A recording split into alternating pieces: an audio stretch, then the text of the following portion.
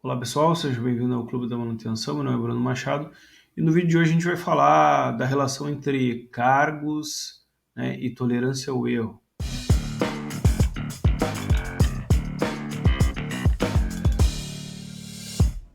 A gente sabe que todo mundo erra, né, e pessoas erram, né, mas uma coisa que é meio implícita e não é tão falada, eu pelo menos nunca percebi, nunca ouvi falar, nunca ouvi discutir sobre essas coisas, é que quanto maior o cargo da pessoa, maior é a tolerância a erro.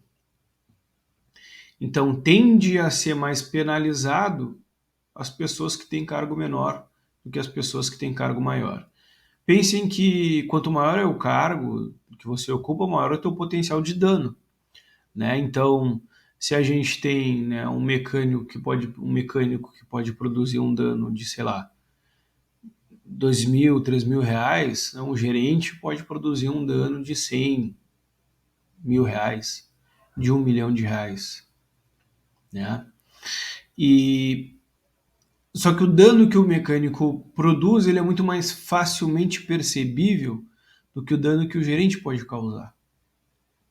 A gente está numa nuance mais não tão prática, mais teórica, né? Mais voltada para tomada de decisão, mas isso não muda o fato de que o mundo é injusto e as coisas são injustas, né? Então, esse vídeo também é para você entender que não existe justiça intrínseca em nada, né? E quanto antes a gente abandonar esse ideal de justiça, melhor. Porque a gente tem uma ideia equivocada de que o mundo deveria ser justo, mas o mundo ele é o que é, né? E o que a gente tem que fazer é tentar entendê-lo e sobreviver da melhor maneira possível dentro dele. Então eu vou compartilhar aqui com vocês a minha tela, né? Que ela traz justamente essa ideia. Então, no eixo vertical a gente tem cargo. Então imagine que aqui seria um auxiliar, aqui seria um eletricista, um mecânico, aqui seria um encarregado, aqui seria um supervisor, aqui seria um coordenador, aqui seria um gerente, aqui seria um CEO, um executivo, aqui seria um CEO, aqui seria um diretor, né? E na linha horizontal a gente tem a tolerância a erro. Então aqui pouca tolerância ao erro, mais ou menos, média tolerância ao erro, 3/4 de tolerância ao erro, e aqui uma máxima tolerância ao erro. O que a linha vermelha quer dizer? Quer dizer que quanto maior o cargo, maior é a tolerância a erro. Então, se a gente conseguisse colocar algumas... Deixa eu ver se eu consigo aqui. Alguma canetinha aqui. Vamos pensar o seguinte, né? Esse cargo aqui tem essa tolerância a erro. Esse cargo já tem uma tolerância maior, olha a distância, né? Esse cargo aqui, ele tem uma distância do primeiro cargo muito maior. Mesmo que, se vocês pensarem, se a gente botar uma linha aqui nesse outro lado da função, que essa linha representasse, cara, eu desenho mal, galera, dinheiro, quanto maior o cargo, que nem eu falei, maior o potencial de dano.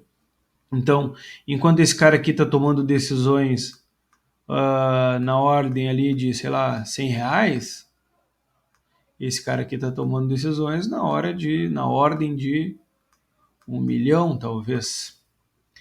Então, o que acontece? Existe outro problema também relativo a isso, que é tarefas práticas, né, que tu consegue visualizar a pessoa executando, que é mais fácil de conseguir compreender, é muito mais fácil de identificar o erro. Enquanto uma tarefa mais teórica, mais intelectual, é mais difícil de identificar o erro. Mas não muda o fato de que ainda é injusto, de certa forma, né? Porque existe muito ruído aqui nas decisões de um cargo alto, né? Aqui não existe tanto ruído, mas Se esse cara errou e custou para a organização R$ 1.000, e esse cara que errou aqui custou 100 mil, obviamente esse cara que deveria, né, ser mais penalizado do que esse cara aqui. Mas não é o que acontece, não é mesmo? Então, uma coisa que é interessante, né, entender é que se esse mecânico aqui ficar parado um dia, né, ele vai sofrer um tipo de sanção, né? Se esse cara aqui ficar parado um dia, não vai acontecer nada com ele. Porque tu consegue perceber esse cara parado. Esse cara aqui não. Ele pode sentar na frente do computador sem estar fazendo nada. Então, trabalhos intelectuais são muito difíceis de medir, né? E deveriam ser mais medidos. Por isso que é extremamente importante ter indicadores, etc, né?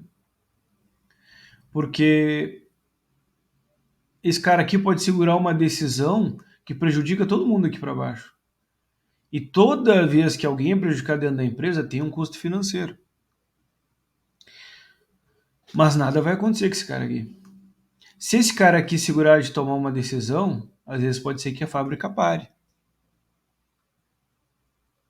Pode ser que esse aqui também gere, né, no longo prazo, que a fábrica pare. Mas percebam que quanto maior o cargo, mais fora do presente tu tá. Então, enquanto algumas pessoas estão diretamente, o trabalho delas está diretamente ligado ao presente, algumas pessoas estão trabalhando diretamente ligado ao futuro. E o futuro é cheio de incerteza. Então, essa incerteza também gera uma maior tolerância a erro.